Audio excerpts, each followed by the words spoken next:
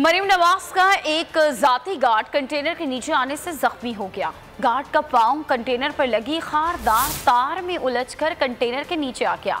जख्मी गार्ड को हमजा शहबाज के सिक्योरिटी काफले की गाड़ी में अस्पताल रवाना कर दिया गया। मजीद सूरत हाल जान लेते हैं। बोल न्यूज़ के नुमाइंदे आरिफ मलिक हमारे साथ लाइन पर मौजूद है। आरिफ, बताइएगा सिक्योरिटी गार्ड के बारे में, कितना जख्मी हुआ, अभी कैसी तबीयत है उसकी? जी सिक्योरिटी गार्ड जो मरीम नवाज के कंटेनर के साथ तार लगने की वजह से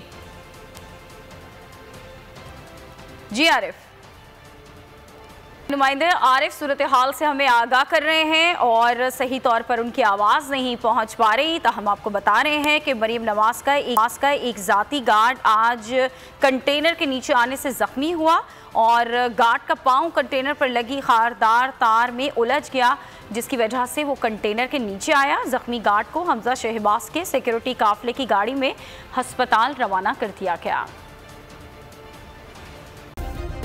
सब्सक्राइब करें और बेल दबाएं ताकि कोई खबर रह न जाए।